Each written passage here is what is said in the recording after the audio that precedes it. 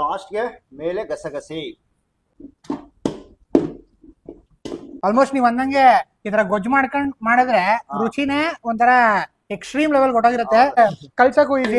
ಒಂದೇ ಕೈಲಿ ಮಕ್ಳು ಕೈ ತೋರಿಸ್ರೆ ಹಿಂಗ್ ಅನ್ಬಿಡ್ತಾರೆ. ಹೌದು, ಆ ಸ್ಮೆಲ್ ಒಂದ್ 10 ಮನೆ ಹೊರಡ್ಬಿಟ್ಟಿರ್ತದೆ ಇದು ಒಗ್ಗರಣೆ ಹುರ್ಕೊಂಡ್ ಮಾಡಿದ್ರೆ. ಕಲ್ಸಕ್ ಮುಗಿತ್ ನೋಡಿ ಇಲ್ಲಿ. ಕಡ್ಡೆಪುರಿ ಬಂದ್ಬಿಟ್ಟಿದೆ. ಹಲೋ, ಎಲ್ರಿಗೂ ನಮಸ್ಕಾರ.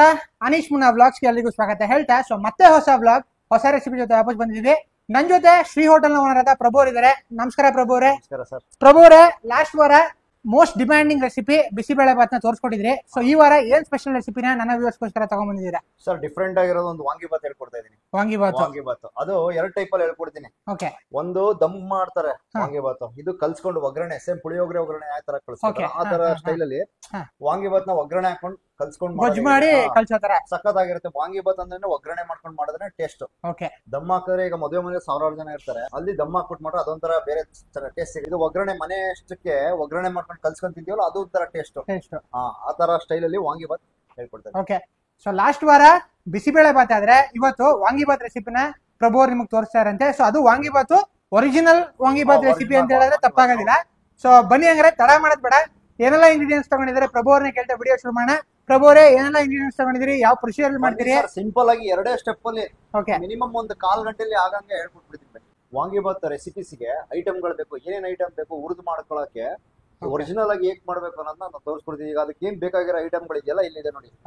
ಮೊದ್ಲಿಗೆ ಡಬ್ಬಿ ಬ್ಯಾಡಗಿ, ನಾ ಯಾವಾಗಲೂ ಹೇಳ್ತಾ ಇರ್ತೀನಲ್ಲ ನ್ಯಾಚುರಲ್ ಆಗಿ ಕಲರ್ ಬರ್ಬೇಕು ಅಂತ, ಅದೇ ಡಬ್ಬಿ ಬ್ಯಾಡಗಿ. ಆಮೇಲೆ ತುರಿದಿರೋ ಒಣಕೊಬ್ಬರಿ, ಕಡಲೆಬೇಳೆ, ಉದ್ದಿನಬೇಳೆ. ಈಗ ನೀವೇನ್ ಅಳತೆ ತಗೊಂತೀರೋ ಅದ ಅಳತೆಗೆ ಕಡಲೆಬೇಳೆ ಉದ್ದಿನಬೇಳೆ ಇರಬೇಕು. 1:1. ಓಕೆನಾ? 1 ಪಾವ್ಗೆ 1 ಪಾವು.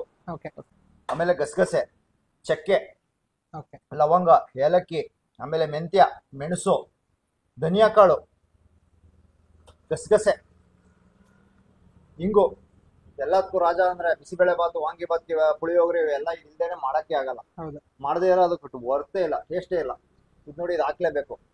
ನಾನ್ ತಗೊಂಡಿದ್ದೀನಿ ಒಂದು ಒಳ್ಳೆ ಕ್ವಾಲಿಟಿ ಇರೋದು MTR ತಗೊಂಡಿದ್ದೀನಿ. ನಿಮ್ಗೆ ಇಷ್ಟ ಬಂದಿದ್ದು ಹಿಂಗ್ ತಗೊಳ್ಳಿ. ಆಮೇಲೆ ಈರುಳ್ಳಿ, ಆಮೇಲೆ ಬೆಲ್ಲ, ಮೇನು ಉದ್ದುದ್ದು ಬದನೆಕಾಯಿ ಬರುತ್ತಲ್ಲ, ಹೈಬ್ರಿಡ್ ಇವು. ಈ ಬದನೆಕಾಯಿಲೆ ವಾಂಗಿಬಾತ್ ಚೆನ್ನಾಗಿ ಮಾಡಕ್ಕಾಗೋದು. ಆಮೇಲೆ ಹಸಿಕಾಯಿ,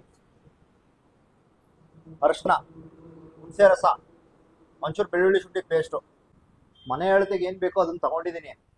ಒರಿಜಿನಲ್ ವಾಂಗಿಬಾತ್ ಅಂದ್ರೆ ಇದು ಹುರ್ಕೊಂಡ್ ಮಾಡೋದೇ ವಾಂಗಿಬಾತ್.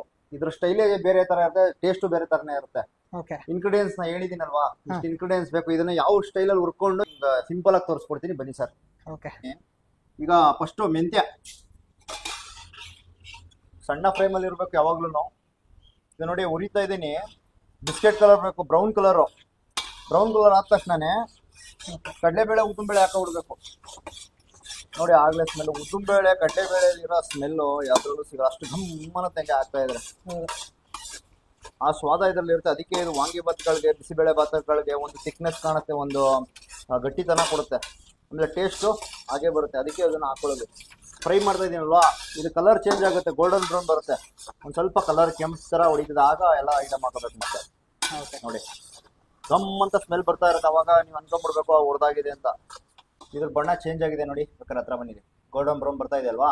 ಈ ಟೈಮ್ಗೆ ಚಕ್ಕೆ, ಲವಂಗ, ಏಲಕ್ಕಿ, ಮೆಣಸು ಎಲ್ಲ ಇದೆಯಲ್ಲ ಹಾಕಬಿಡ್ಬೇಕು. ಕಂಪ್ಲೀಟ್ ಸ್ಪೈಸಸ್ ನ ಹಾಕಬಿಡ್ಬೇಕು.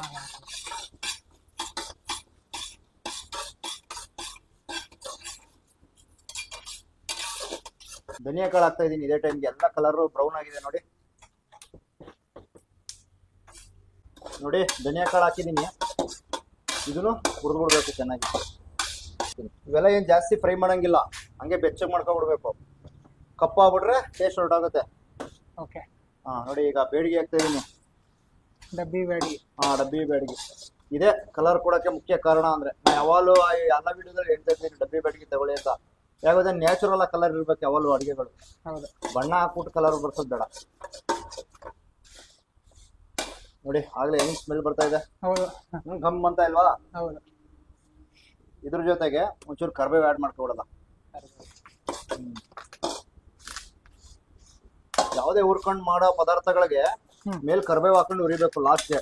ನೋಡಿ, ಚಟಪಟ ಅಂತ ಇಲ್ವಾ ಸೌಂಡು?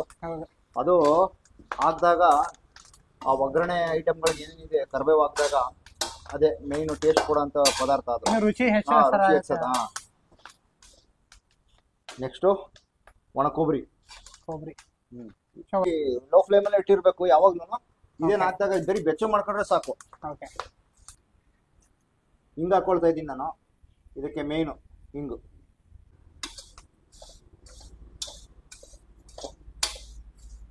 ಲಾಸ್ಟ್ಗೆ ಮೇಲೆ ಗಸಗಸಿ.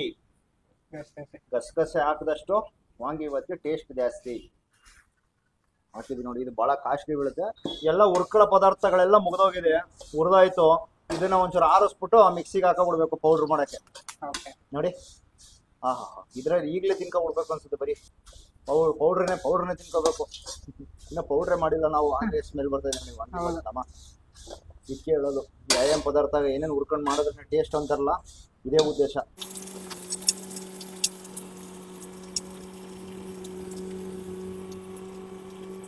ಈಗ ಪೌಡ್ರ್ ಮಾಡ್ಕೊಂಡಿದ್ದೀನಿ, ಮುಗೀತು ಪೌಡ್ರು.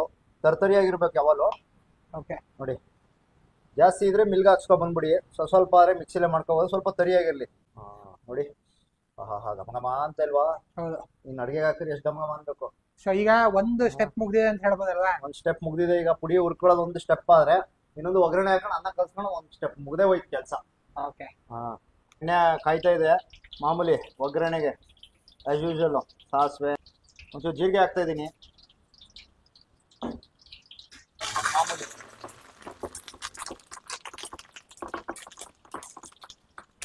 ನೆಕ್ಸ್ಟ್ ಈರುಳ್ಳಿ ಹಾಕ್ತಾ ಇದ್ದೀನಿ. ಚೆನ್ನಾಗಿ ಫ್ರೈ ಮಾಡ್ಕೊಬಿಡೋದ.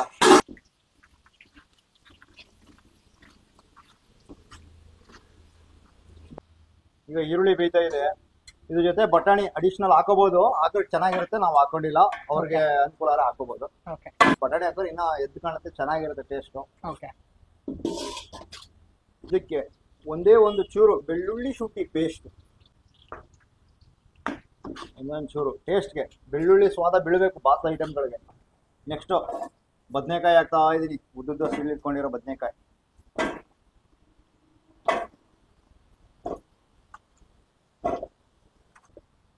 ಅರಿಶಿನ ಪುಡಿ ಹಾಕ್ತಾ ಇದ್ದೀನಿ 1 ಸ್ಪೂನು. ನೀಟಾಗಿ ಫ್ರೈ ಮಾಡ್ಬೇಕೀಗ.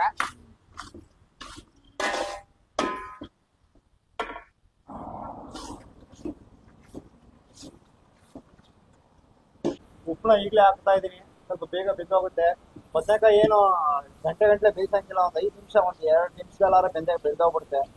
ಪೂರ್ತಿ ಬೇಯಿಸ್ಕೋಬೇಡಿ, ಸ್ವಲ್ಪ ಆಫ್ ಬಾಯ್ಲ್ ಇರಲಿ. ಬದನೆಕಾಯಿ ಬಾಯಿ ಸಿಗಬೇಕು. ನೋಡಿ ಎಷ್ಟು ನೀಟಾಗಿ ಬೇಯ್ತಾ ಇದೆ ನೋಡಿ.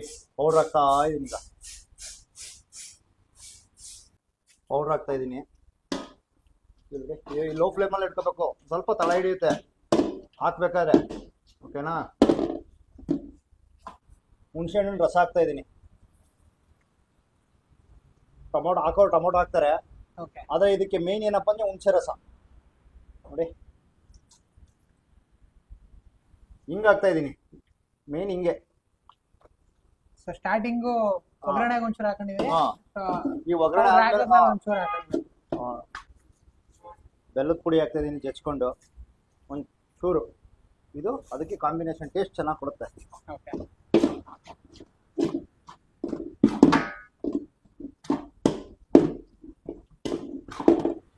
ಲಾಸ್ಟ್ಗೆ ತೆಂಗಿನಕಾಯಿ ತುರಿ. ನೋಡಿ, ಲುಕ್ಕೇ ಚೇಂಜ್ ಆಗೋಯ್ತು.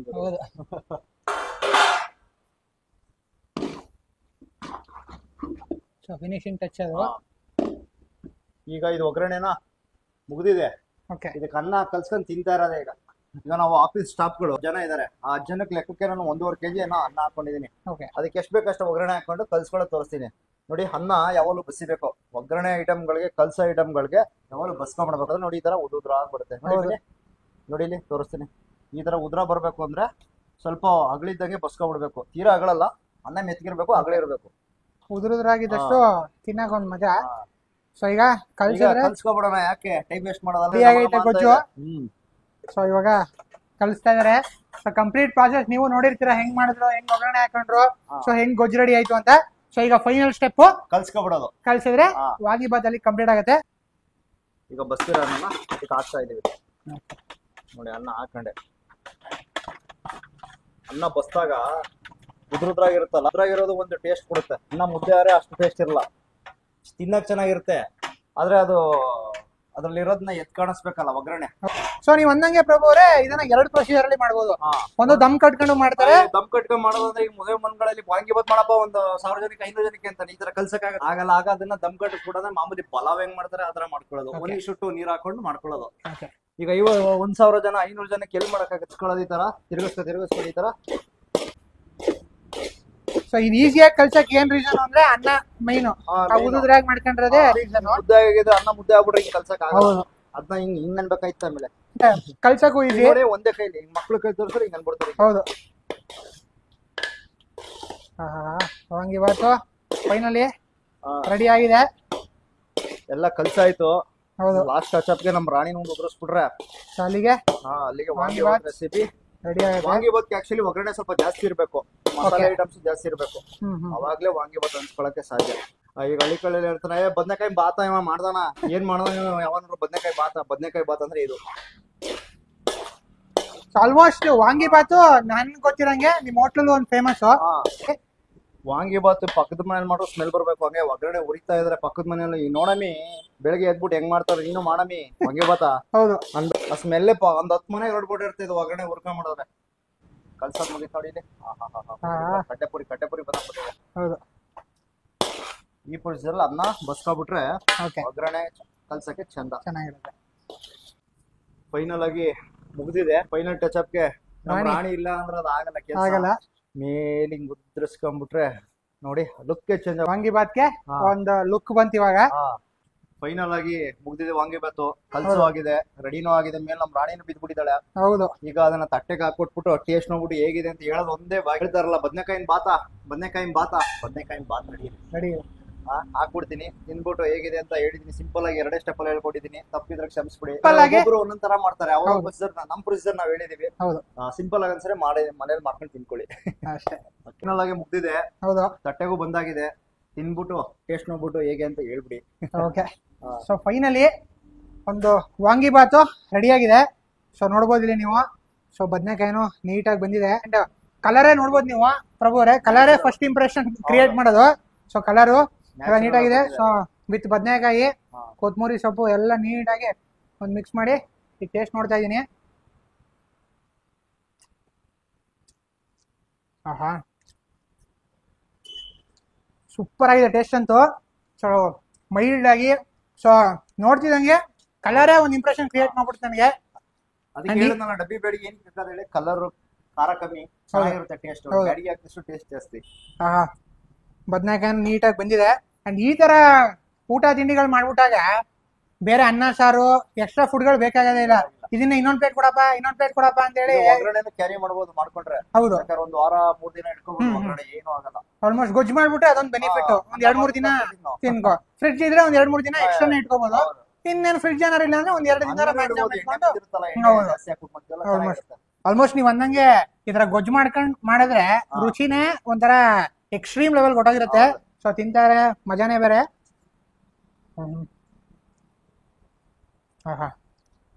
ಆ ಪೌಡ್ರು ನಾವು ಮಾಡಿರೋದು ಅದೆಲ್ಲ ನೀಟಾಗಿ ಆಗ್ಲೇ ಎಷ್ಟೊತ್ತು ಮುಗೀತೋ ಅನ್ನೋ ಕ್ಯೂರಿಯಾಸಿಟಿ. ಸೊ ಈಗ ತಿಂತಾ ಇರೋ ಮಜಾನೇ ಬೇರೆ. ಅಂಡ್ ನಾವಾಗ್ಲೇ ಹೇಳ್ದಂಗೆ ಪ್ರಭು ಅವ್ರ ಹೋಟ್ಲಲ್ಲಿ ವಾಂಗಿಬಾತು, ಅದೇ ವಾಂಗಿಬಾತಿ ಒಂದು ಫ್ಯಾನ್ ಬೇಸ್ ಇದೆ ಹೇಳ್ಬೇಕು ಅಂದ್ರೆ. ಸೊ ಅದೇ ರೆಸಿಪಿನ ಇವತ್ತು ನಿಮ್ಗೆ ತೋರಿಸ್ಕೊಟ್ಟಿದ್ದಾರೆ. ಸೊ ಮರಿದೆ ನೀವು ಮನೇಲಿ ಟ್ರೈ ಮಾಡಿ. ಹೆಂಗಿತ್ತು ಅನ್ನೋ ವಿಡಿಯೋ ಕಮೆಂಟ್ ಹಾಕಿ. ಸ್ಟಾರ್ಟಿಂಗ್ ಒಗ್ಗರಣೆ ಹೆಂಗ್ ಹಾಕೊಂಡ್ರು, ಕಲ್ಸೋದು, ಪ್ರತಿಯೊಂದು ಹೆಂಗ್ ಹೇಳ್ಕೊಟ್ರು ಪ್ರಭು ಅವರು ಅದೇ ರೀತಿ ನೀವು ಮನೇಲಿ ಟ್ರೈ ಮಾಡಿ. ಹೆಂಗಿತ್ತು ಅನ್ನೋ ವಿಡಿಯೋ ಮರಿದೆ ಕಮೆಂಟ್ ಹಾಕಿ. ಸೊ ಫೈನಲಿ ಪ್ರಭು ಅವ್ರು ನಿಮ್ಗೆ ಈ ವಾರ ಸೊ ಒಂದು ಸ್ಪೆಷಲ್ ಒರಿಜಿನಲ್ ವಾಂಗಿಬಾತ್ ರೆಸಿಪಿನ ತೋರಿಸ್ಕೊಟ್ಟಿದ್ದಾರೆ. ಸೊ ಮರಿದೆ ನೀವು ಮನೇಲಿ ಟ್ರೈ ಮಾಡಿ. ಸೊ ಮತ್ತೆ ನೆಕ್ಸ್ಟ್ ವಾರ ಪ್ರಭು ಅವ್ರ ಜೊತೆ ಸಿಗ್ತೀನಿ ಅಂತ ಹೇಳ್ತಾ, ಈ ವಿಡಿಯೋ ನಿಮ್ಗೆ ಇಷ್ಟ ಆಯ್ತು ಅನ್ಕೋತೀನಿ. ಹಾಗೇನಾದ್ರು ಇಷ್ಟ ಆದ್ರೆ ವಿಡಿಯೋನ ಲೈಕ್ ಮಾಡಿ, ಶೇರ್ ಮಾಡಿ, ಕಮೆಂಟ್ ಮಾಡಿ. ಹಾಗೆ ನೀವಾರು ನಮ್ಮ ಚಾನಲ್ ಹೊಸದಾಗಿ ನೋಡ್ತೀರಾ, ಮರಿದೆ ನಮ್ಮ ಚಾನಲ್ ಸಬ್ಸ್ಕ್ರೈಬ್ ಮಾಡ್ಕೊಳ್ಳಿ. Thank you.